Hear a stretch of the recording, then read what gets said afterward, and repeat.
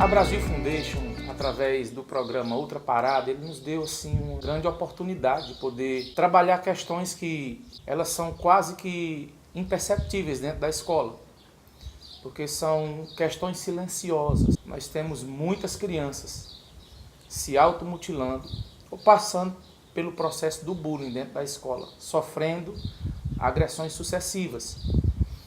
E nós, como educadores, nós nos sentimos desafiados através desse projeto para poder, de alguma maneira, responder essa necessidade urgente da escola. Na nossa cidade foram detectados 180 casos de crianças se automutilando. Quando nós olhamos essa realidade, nós imaginamos que são 180 famílias que precisam muito de conteúdo de informação, de entenderem quais são as dores desses filhos, adolescentes, como tratar tudo isso, quais são as motivações que levam uma criança de 12 ou 13 anos a se cortar. Então, nós idealizamos o projeto Alcance pensando nisso, criar conteúdo para informar as pessoas. De alguma maneira, a sociedade precisa ser informada a respeito desse tema. E tudo aconteceu a partir de uma reunião que nós tivemos.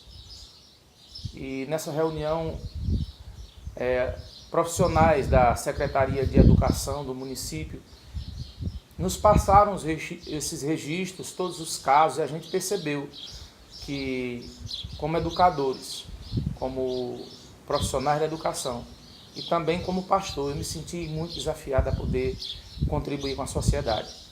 Então nós desenvolvemos palestras e conteúdo informativo, preparamos uma cartilha trazendo informação para esses pais e estamos reunindo com as pessoas das escolas, chamando a comunidade familiar para dentro da escola para que a gente possa informá-los. Preparamos todo esse material, vamos desenvolver um aplicativo, vamos gravar um documentário. Inclusive isso faz parte do nosso documentário que nós estamos fazendo agora. E tudo isso é para poder de verdade alcançar o máximo de pessoas possível. Com tudo aquilo que nós estamos projetando, a criação de um aplicativo, qualquer professor ou qualquer escola espalhada pelo Brasil vai poder também desempenhar esse papel.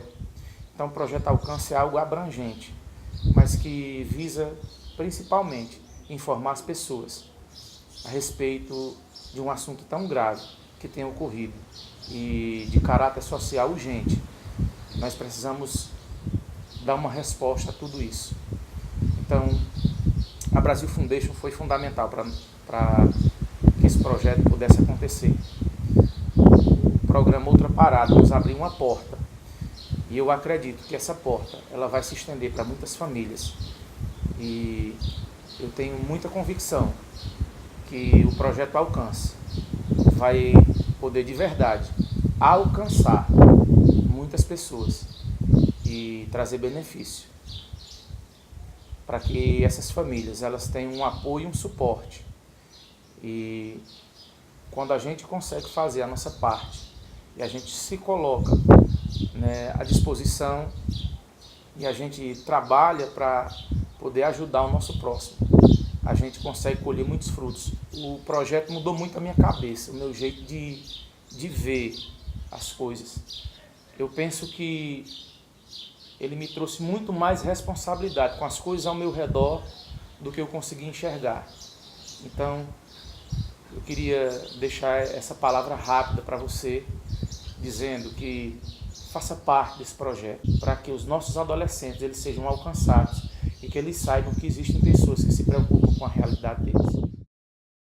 O projeto Alcance, através do programa Outra Parada, da Brasil Foundation, também nos dá a oportunidade de conversar e de ouvir alguns depoimentos. Eu fiquei muito comovido com um depoimento da Jovina Célia, que é minha companheira, é também professora lá na Escola Municipal Francisco Alves Teixeira, e ela me relatou algo a respeito da sua família, coisas que ela viu dentro da sua casa, coisas acontecerem e ela se identificou um pouco com a palestra. Eu queria que ela pudesse fazer um depoimento a respeito, né, do que aconteceu dentro da família, como ocorreu e da importância de um projeto como esse para alcançar mais pessoas.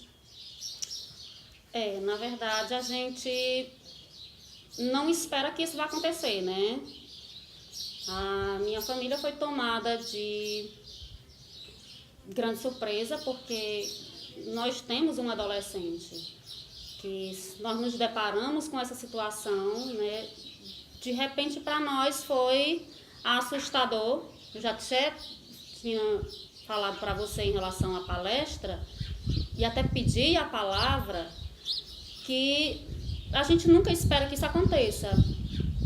A gente vê o adolescente aparentemente feliz, a gente vê o adolescente aparentemente se alimentando bem, né, tendo amizades, e aí isso começa a escassear. Você percebe que ele fica mais retraído, que ele se envolve mais com o celular, que a internet passa a ser o amigo dele, passa a ser, de certa forma, o entretenimento dele, e ele se volta mais para esse lado.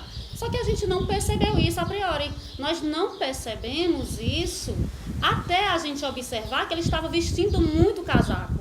Então não tinha necessidade dele estar vestindo casaco em determinadas partes do dia que estava quente. E o irmão começou a perceber que tinha algo errado. E nós fomos começando a observar o comportamento dele.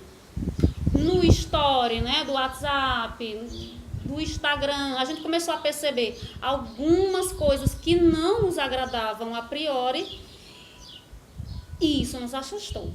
E a gente começou a observar as redes sociais. De repente, uma postagem dele, né, eu quero morrer. E aí, como você fica diante de uma situação como essa? Você se depara com uma postagem, né, de um adolescente e ele deseja morrer.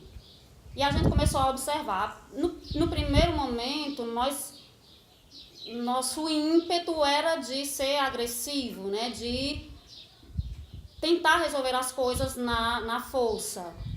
E aí, nossa família, graças a Deus, ela tem uma estrutura muito boa para o diálogo. A gente sabe conversar. Nós somos professores, e por a gente já lidar com o aluno, a gente já ter acesso a alguns problemas diários e a gente tentar resolver, não seria diferente na família. Então nós começamos a conversar, nós começamos a perceber o que estava acontecendo de verdade. Então no primeiro momento ele não queria tirar o casaco. E quando a gente tirou o casaco e a gente observou que tinha os cortes na parte, né, debaixo do braço, no antebraço, e depois a gente viu que na parte de cima já estava cicatrizando, a gente já percebeu que ele realmente estava num processo mais avançado e que a gente não tinha percebido. E aí cai a ficha, que nós estamos nesse quadro de famílias que têm adolescentes tristes, que tem adolescentes que se mutilam, que tem adolescentes com problemas, e a gente não consegue perceber isso. E como nós resolvemos? E eu diria que a gente resolveu na base do diálogo. E a gente começou a investigar de onde estava vindo, por que ele estava fazendo isso, porque ele estava tomando essa atitude drástica em relação ao corpo dele. E hoje nós já percebemos um outro adolescente. Quando a gente sentou para conversar, nós não nos reunimos, não foi a família inteira que se reuniu para conversar com ele. Então, um chamou, o outro chamou a parte, e a gente começou a trabalhar, e aí começamos a conversar, começamos a saber de onde estava vindo. E no primeiro momento a gente descobriu que era por conta da namorada que ele tinha deixado, no Maranhão, que ele veio para o Ceará. E ele não sabia como terminar com ela, porque ele já estava envolvido com outra, ele já estava se envolvendo com outra adolescente, e ele gostava da que tinha deixado e não sabia como lidar com a situação. E aí nós começamos a conversar. A mãe dele chegou, foi direta com ele: meu filho, se você gosta dela, se se você quer ficar com ela, a única alternativa é você terminar com a outra. É difícil, é. E pare, não há necessidade disso. A gente te ama, nós te amamos. E ele voltou a ser o adolescente de antes. Inclusive, em algumas produções textuais feitas na aula de português, ele deixou muito claro por que ele estava se automutilando. E a partir daí a gente começou a trabalhar. Hoje, graças a Deus, nós temos o problema contornado. Isso não nos deixa totalmente tranquilos. Nós não estamos totalmente tranquilos. Nós ainda estamos vigilantes, nós ainda somos vigilantes. Mas hoje a gente já recebe abraços espontâneos, hoje a gente já vê a alegria dele, hoje ele já sai, ele participa da banda, hoje ele tem outras amizades. A gente ainda percebe ele com acesso ao celular, ele tem o celular dele, ele tem acesso à internet, ele tem acesso a jogos, ele tem acesso às redes sociais e aos amigos, mas a gente percebe que não é mais uma coisa excessiva, ele não fica mais o tempo todo voltado para isso. Ele tem o tempo para as atividades escolares, ele tem o tempo para atividades com os amigos e tem o tempo com a família. E a gente percebe que hoje ele não usa mais o casaco, ele não tem mais a necessidade da tristeza e a gente não percebe mais a tristeza deles como a gente percebia antes. Claro que foi difícil. A gente nunca se imaginou em uma situação como essa. E nunca se imaginou tendo que resolver uma situação como essa. Eu vejo na família do outro, eu vejo na escola, eu vejo com um amigo. Mas quando chega em mim, aí é difícil, não é fácil. A gente sempre vê como algo muito distante da gente, né? Sempre. E por isso que eu acho até que é importante que você, pai, seja alertado por isso. Assim como a Jovina falou, é importante que a família esteja muito atenta a alguns sinais que esse jovem vai deixar. Às vezes é uma postagem dele no Facebook ou no Instagram, às vezes está utilizando um casaco, por exemplo, em períodos muito quentes do dia, que não justifica o uso de um casaco, por exemplo. Então o pai ele vai poder, de alguma maneira, perceber, né, através desses sinais que esse filho está passando por esse problema. Né? E digo mais, Sidney, esses sinais muitas vezes passam despercebidos. Exatamente. Porque você não tem o hábito de olhar com cuidado. O dia a dia lhe toma, os afazeres diários lhe tomam tanto tempo, tanto espaço, que muitas vezes você esquece o principal, que é a sua família. Esse momento serviu para a gente, esse fato serviu para nos unir. Hoje nós temos uma união maior, eu vejo mais amor, eu vejo mais carinho. E que pena que foi por uma situação como essa. Poderia ter sido evitado, poderia ter sido, de certa forma, algo menos agressivo e algo tão difícil para a gente. Infelizmente foi dessa forma. Mas hoje a gente percebe que a gente tem que olhar mais para os nossos adolescentes. Eu tenho sobrinhos adolescentes, eu tenho alunos adolescentes e a gente tem que olhar mais. A gente tem que ter mais amor, ter mais tempo para eles. E quando a gente tem, a gente percebe que as coisas se resolvem. Muito bem. Jovina, eu queria que você dissesse a respeito dessas palestras, da importância dessas palestras para as famílias. E que recado você deixa para essas famílias? Olha, pessoal, no dia da palestra eu fui como professora, eu não fui como um público que realmente ia ser tocado e realmente ia ser atingida. E eu pedi desculpas a você por não ter levado minha família. Porque é um assunto tão sério, é um assunto tão necessário, é um assunto tão real, que quando da palestra eu vi o quanto as pessoas, e principalmente quem está passando por esse problema, precisa dessa ajuda. E eu pedi desculpa porque eu poderia ter levado minha família. A palestra não era para mim, a palestra era para minha família. E eu vejo que não há tanta ajuda, não há tanta informação. Pais, professores, sociedade, nós temos que nos conscientizar de que nossos jovens têm que ter cuidado. E em relação à palestra, eu fiquei muito satisfeita, porque eu não esperava que fosse tão abrangente e que fosse tão boa para a minha família. E garanto que na próxima minha família estará juntamente com os meus sobrinhos, para que a gente possa ver a necessidade de se engajar num projeto como esse. Fico muito feliz que você tenha tomado essa iniciativa. Obrigado, eu fico muito feliz pela sua participação. E é isso, Brasil Foundation, Projeto Outra Parada e Projeto Alcance. Estamos juntos, tentando de fato alcançar o máximo essas famílias.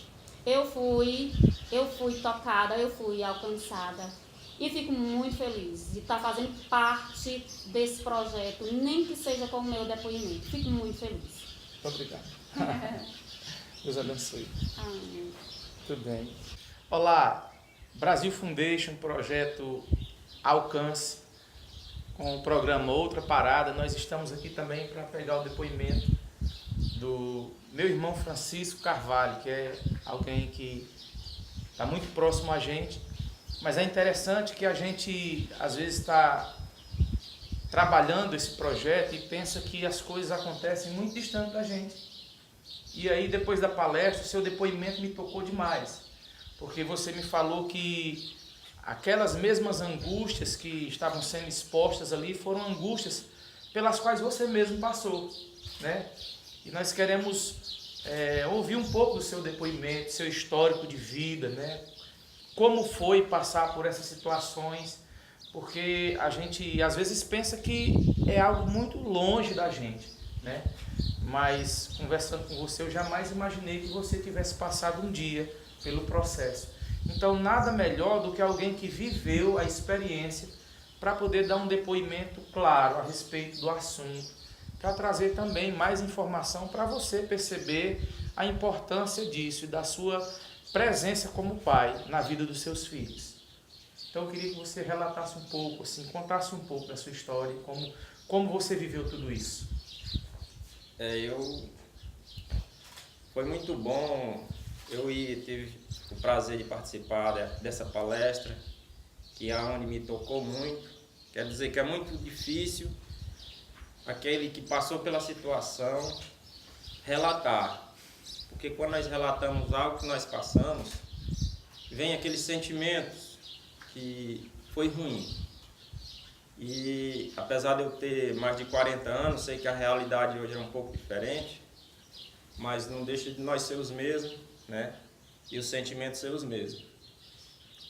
E eu ali me identificou muito a palestra. Tem veracidade, tem tudo a ver, porque eu passei por essa situação, entendeu? Então realmente vocês estão de parabéns, de vocês ali captar muitas coisas verdadeiras, ou quase o 99% verdadeiro, porque vocês estudaram sobre isso realmente. E eu passei por essa situação, pela infância muito conturbada, de separações de pai, de mãe. E meu pai e minha mãe se separaram várias vezes, mas apesar de eles se separar várias vezes, voltavam. E ali, eles se separaram a última vez, essa foi a primeira decepção minha. Se eu chorar, não... Fique à vontade, querido. Pode abrir o coração. Aí, eles se separaram a última vez e a minha mãe veio embora para outro lugar.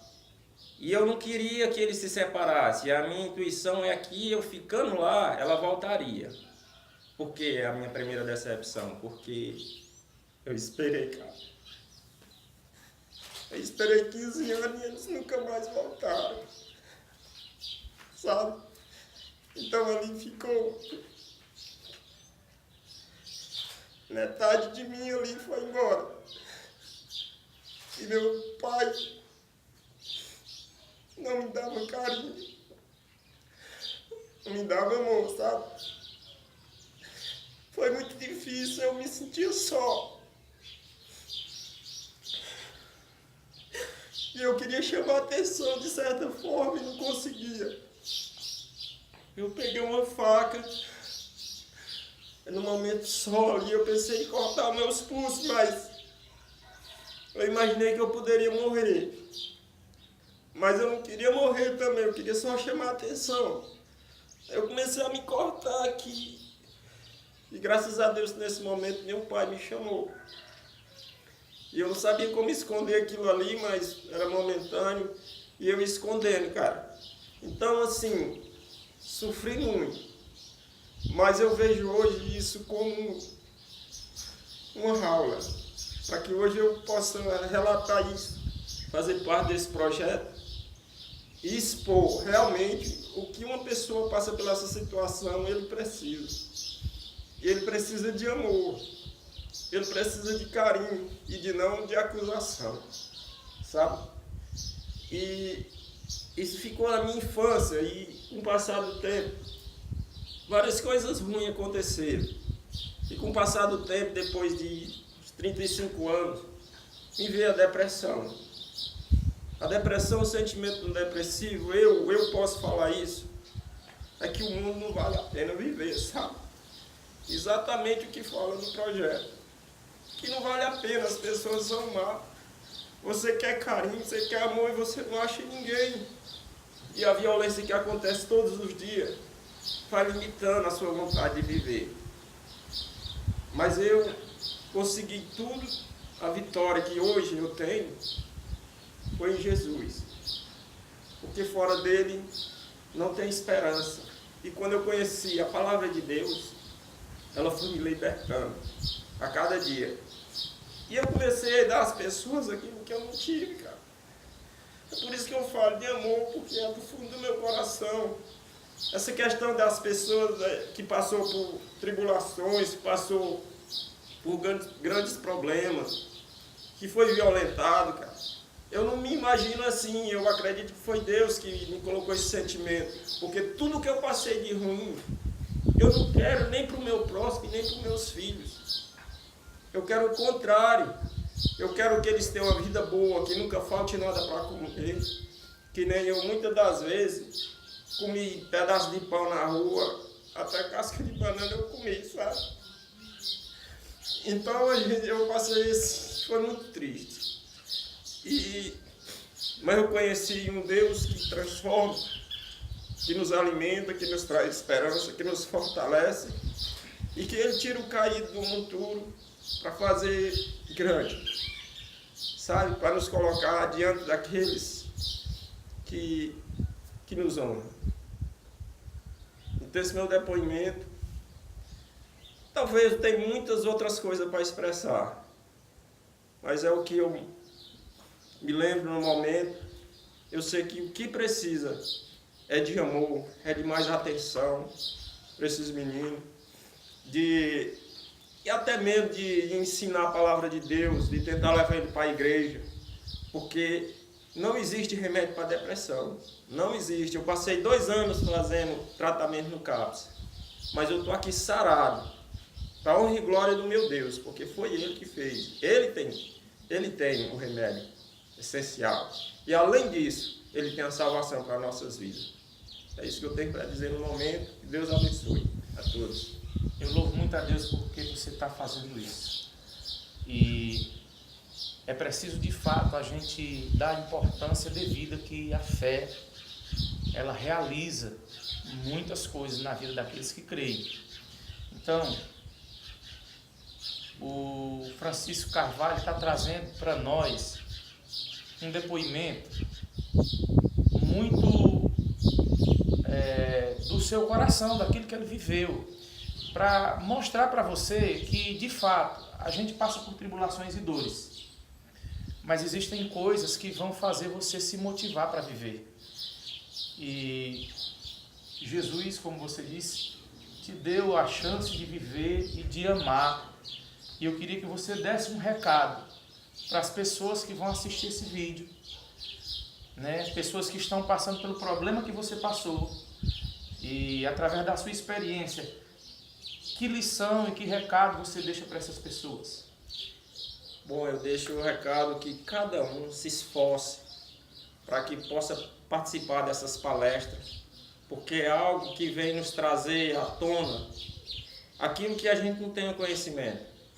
Então, através disso aí também possa ser que um adolescente esteja passando por isso e ele possa, através desse conhecimento, ficar mais à vontade para passar por um pai, por uma mãe, para alguém ainda que não detectou. Então, em nome de Jesus, isso é muito sério. Vamos tirar esse tempo maravilhoso que pode restituir a vida do seu filho. Nós vamos cuidar dele enquanto pudermos. Então, faça a sua parte e Deus está no controle de tudo. Deus abençoe. Muito obrigado, e nós encerramos aqui o depoimento, já com muita gratidão no coração, pela coragem de poder expor, né, e expor de maneira tão clara tudo aquilo que você vivenciou, para mostrar para você que está assistindo que de verdade essas coisas são reais, não são brincadeira, e que a gente precisa muito dar atenção à nossa família. Ame a sua família. O nosso intuito enquanto projeto é, de fato, trazer conteúdo para informar você e para fazer você olhar mais para a vida do seu filho adolescente. Então, desde já nós agradecemos e a gente vai ter muitas novidades.